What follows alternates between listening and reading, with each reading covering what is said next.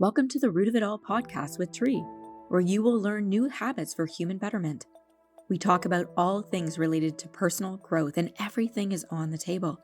Each episode will explore different topics like self-care, mindfulness, goal setting, and more, with a focus on practical tips and actionable advice you can start implementing in your life today. Our goal is to help you become the best version of yourself and live a more meaningful life. So grab a drink, cozy up, take your dog for a walk, or go for a drive. Join us for some fun and meaningful conversations with some amazing humans. Let's grow together.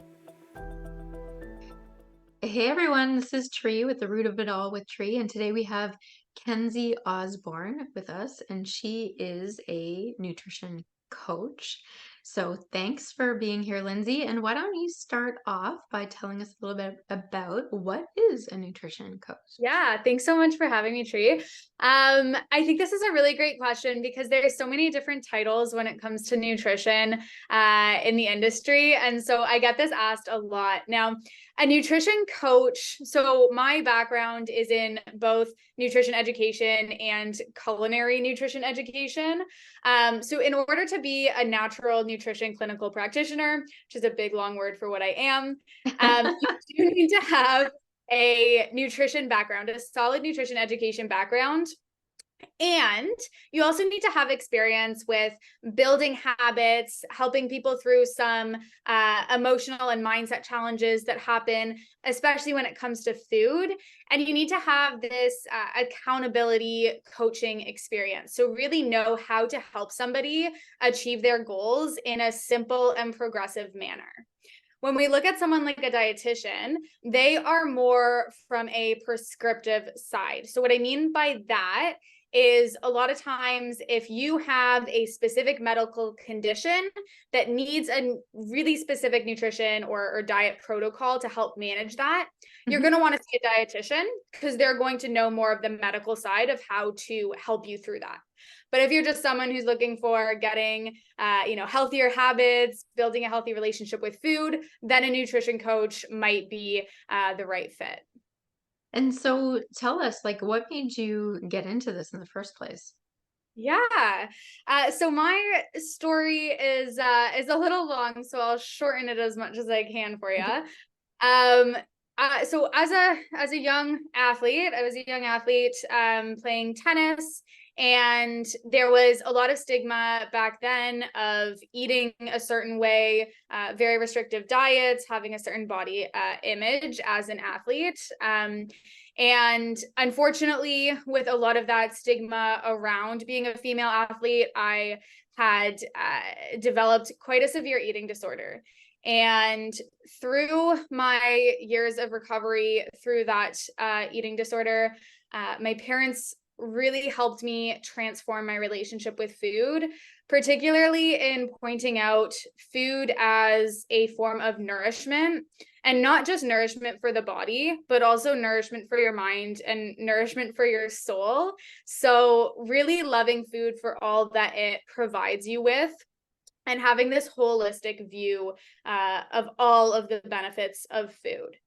And of course, that was a long process. And at the end of it, I actually decided to enroll in culinary school with a focus in nutrition to really learn more about how food, again, affects the mind, body, and soul, and how you can actually cook for a bunch of different people, different lifestyle needs, different flavor preferences, and make it a part of your life that is just a great part of your life. I think we find there's a lot of stress, there's a lot of confusion around food and nutrition. And I just wanted to be able to help others find their way and navigate food so that it can become just a piece of their life that actually uplifts them and inspires them and doesn't add stress and overwhelm. And so I continued through different coaching programs to work from a health coaching perspective, to work from that recipe development perspective, transformational leadership perspective. And now I'm here today working as a nutrition coach, and I love it. That's awesome. Yeah, and you can tell even if you're either watching this or you're listening to it, you can hear the passion in Kenzie's voice about what it is that she does. And that's sort of what gravitated me towards you and the interest in terms of what it is that you do. And I find the interesting thing with people, like I work with a lot of people that like in terms of weight loss, and it's cool what you're talking about, what people sort of gravitate towards. And so the common themes that I find is that people that are searching for more sweets, they're looking for more adventure in their life. People that are gravitating towards more like carbs kind of thing, they're looking for more comfort, right? So if they're in a lot of stress or overwhelm, they're generally looking for more comfort and things like that. Or if they don't have much going on in their life, then they're looking for those sweets. So the cool thing about you is that you can offer those up for people, but having healthier versions so people aren't like going down negative rabbit holes or overeating or picking too many, or they're like you said, feeding their soul, right? But in a healthy way. Yeah. Yeah, I think it's really interesting. So food is so connected to our emotions, and there's lots of external factors that affect what we eat. So it's not as simple as just a nutrition plan or a meal plan, right? It's really about strategies that are unique to that individual. And so, whatever that individual is going through, maybe, as you said, their life is very stressful. Maybe they are looking for that sense of comfort. I work with a number of clients who experience similar challenges, and you're right. It's about tweaking and finding solutions that work for them. So what works for client A isn't going to work for client B or isn't going to work for client C. It's all about testing, experimenting, and finding those solutions and really looking at it from that holistic standpoint. Because as much as I could give you a meal plan and say, hey, do this, it's not going to really solve that root challenge that is preventing you from a healthy lifestyle. There is no one size fits all when it comes to us as humans because we're all so different, even in terms of the things that we like to eat, in terms of even texture too. So it's really cool that you have this culinary background, that you learned all about these like textures and flavors, and probably like if you cook this to a certain temperature that you will get this, or if you mince this or whatever. I don't, and I'm making this up. I know nothing about it. Like I do love to cook, but I'm more of like a fly at the seat of my pants kind of cook when it Yeah. comes to that. So teach us some of like your favorite kind of tips when it comes to cooking things. Like, Oh my gosh. yeah, Yeah. yeah. Give us your top two. Oh, okay. That's actually it's tough because again, it's not ever a one size fits all kind of deal. One of my Wait, yeah. favorites would have to be whenever cooking proteins. If you're cooking chicken or if you're cooking, and I'm talking more about animal-based proteins, even meatball. You just read my mind. I was gonna ask you about protein, so you're answering two questions. Good. Keep going. Keep going. Okay, there you go. So if you're cooking any sort of animal-based protein, and I'm going to use chicken breasts as an example here.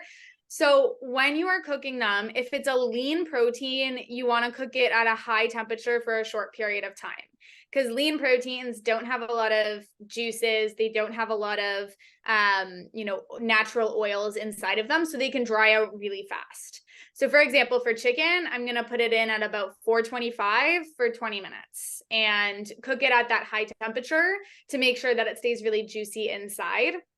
And if you're cooking vegetables with it, because you can always get annoyed with those vegetables that burn when you put them all in at the same time.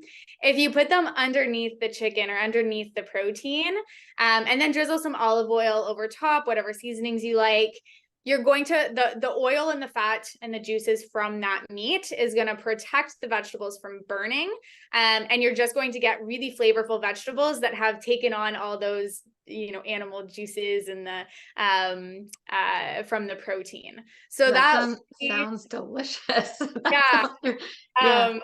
I think that's one that people love, even with meatballs. sometimes doing that on like a sheet pan with some vegetables as well, because the vegetables are going to take in that flavor. So that's one of my favorites when it comes to meat. General protein, and I just posted this on my social media. Tell everyone about your social media, where to follow you. Yeah, my social media is at Coach Kenzie Osborne. And I post a lot of just quick tips, simple things to try at home with nutrition and with cooking. So one that I posted last week was about cottage cheese. It's been trending on social media as this protein powerhouse, but it honestly is. And you can use it in so many different ways. So you can blend it into marinara sauce to make a protein-rich, kind of cheesy marinara sauce. You can use it in smoothies for like a cheesecake style smoothie. So I love cottage cheese, banana, strawberries, and a bit of almond butter is really good. Or you could just have it as a snack. So you can have it with some cinnamon, with some fruit. You can even go savory. So it's a really great versatile ingredient, especially if you're just looking to increase the protein content of your meals. That's awesome. Yeah, I did see that, and I encourage all of you to follow her on socials, because she puts out some great information, and that does sound really tasty. It is. Yeah. What would be like, what would you suggest for somebody if somebody likes something sweet? I know that you just mentioned the cottage cheese was something a little bit more sweeter, but what would be like kind of like in the dessert wheelhouse sort of thing?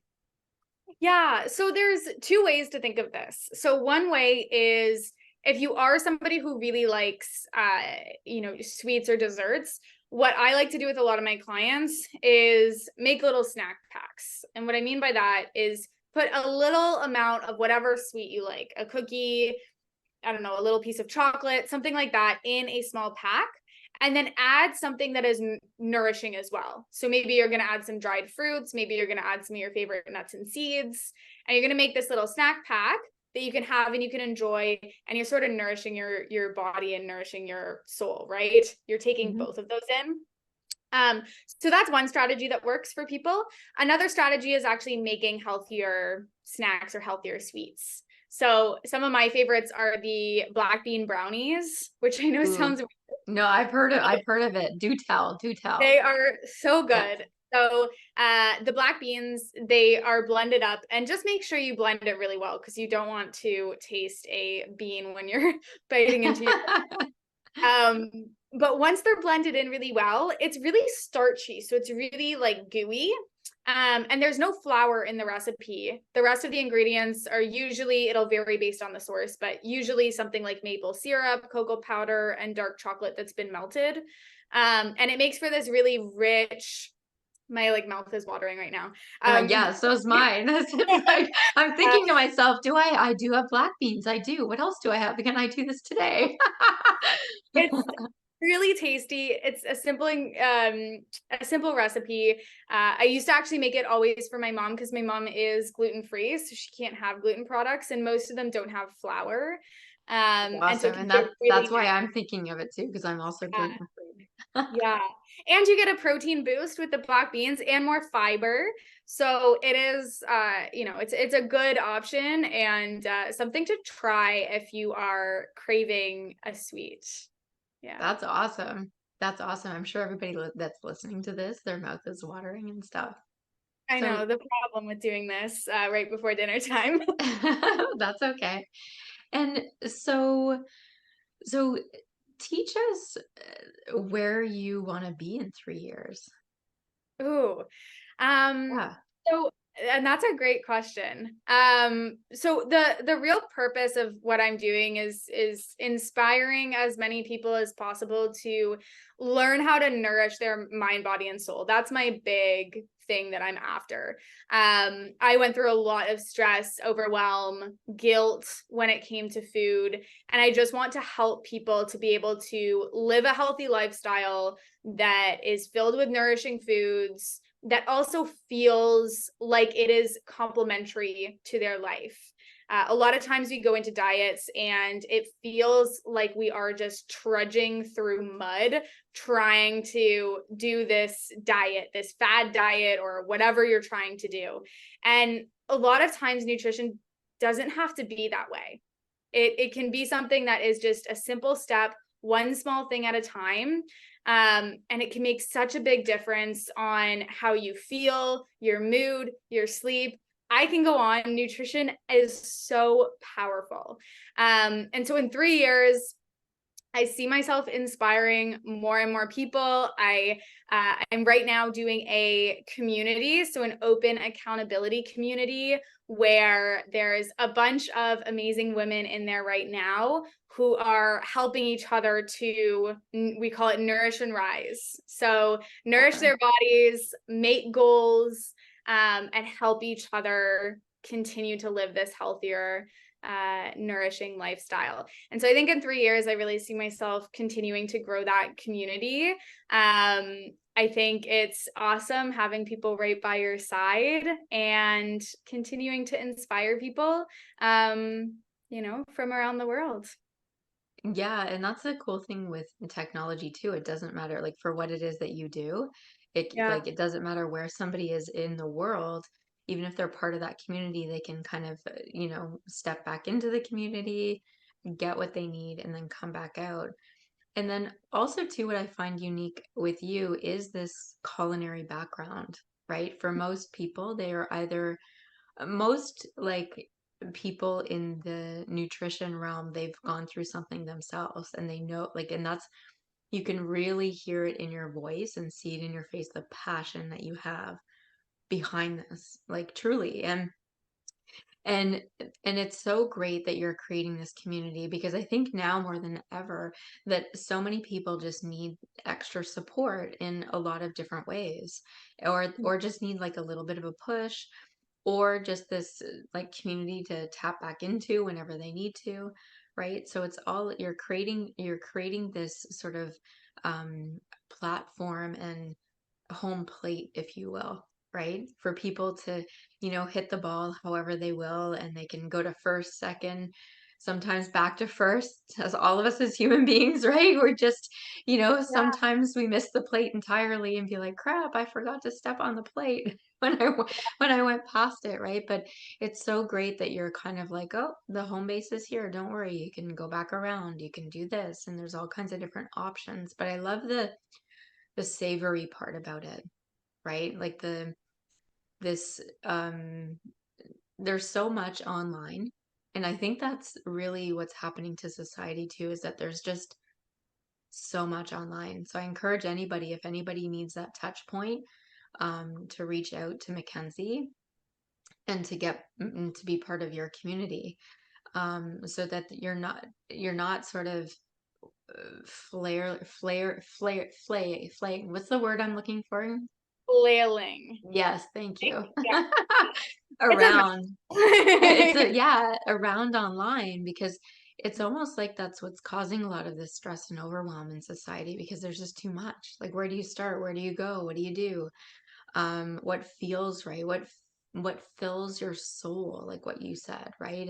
And that can mean a lot of things. So it's great. Like a lot of the guests that I'm having is from that realm, a place of filling your soul, and for you, your stomach in a healthy way. Exactly. Yeah. And I think for nutrition and I would say for a lot of areas of wellness as well, I think having a community can be really valuable because as we said before, there's not a one size fits all solution. So if you have a bunch of people who are helping you navigate challenges from different perspectives, you just have all these strategies on your hands. And there's more of a likelihood that one's going to resonate with you and you're going to say, oh, this is something that could really help me. And I've seen that a number of times within the community already. We have people from so many different countries and it's just so cool to see the different perspectives. Someone will say, hey, I'm really struggling with this, say, afternoon sweet tooth. And you'll just have people coming in, oh, I do this, try this recipe. And I'm chiming in as well. And it's just such a supportive place that feels really great. Well, yeah, sorry to interrupt you, but I want to go back to like all over the world, right? So that would mean like, we're in North America, we're in Canada. And so what if somebody was, say, in Lebanon or China or um, even Spain or Portugal, right? Like, because they have such different culinary foods.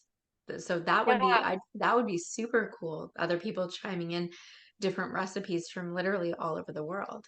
Yeah, and that's exactly what happens. We have people from Vietnam, from Israel. We have someone from Bolivia, and then we have people who have family in other areas as well that bring it in. And so it's so interesting to learn about them. The one from Vietnam was just sharing what their kind of Thanksgiving celebration was, and I was like, "Whoa, I was not expecting that." That's We have awesome. in the US, and it is really fun to see those different cultures come into play. And for me, I love culinary arts, so it's also just fun for me to learn about all these different dishes as well. And then use that to help other people too, right? You learn these tricks from other cultures and you're like, oh, I didn't know that was a thing, or I didn't know you could do that. And that could actually really help this person who's struggling, with this sort of challenge. Yeah.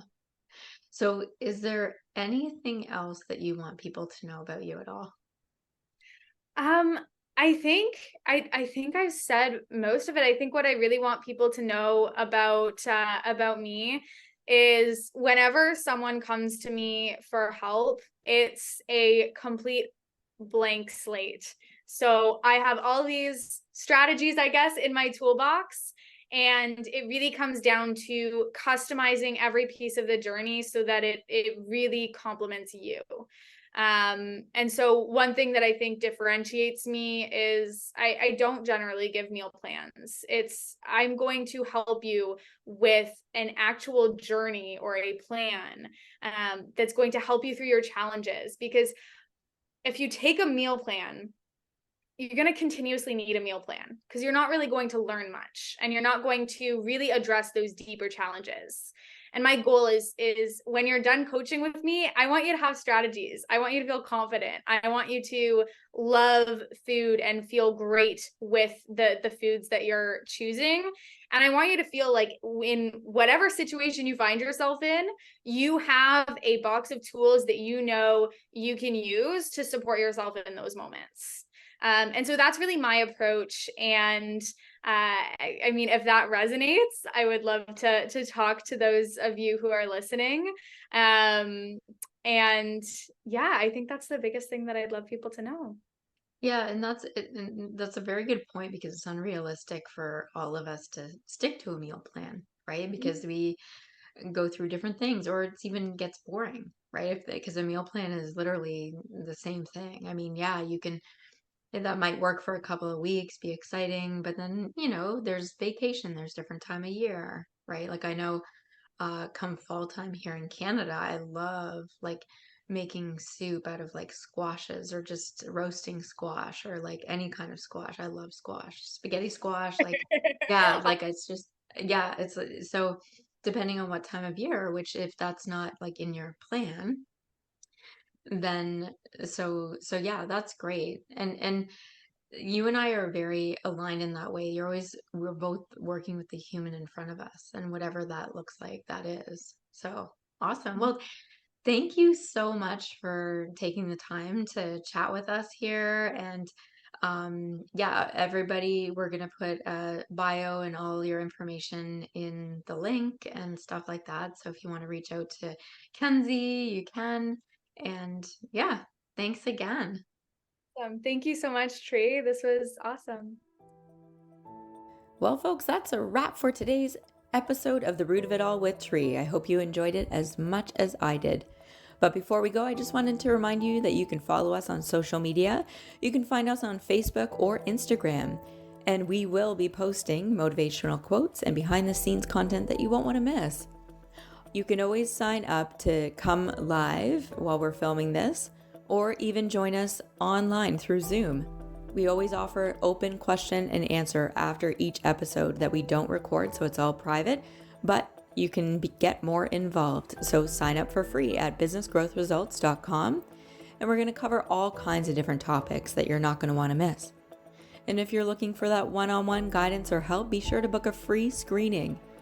You can do that at burlingtonhypnosis.ca or call 905-634-4777. And finally, you can catch our podcast on all major podcast platforms, including Spotify, Apple Podcasts, and Google Podcasts. So be sure to subscribe and never miss an episode. Thanks for listening.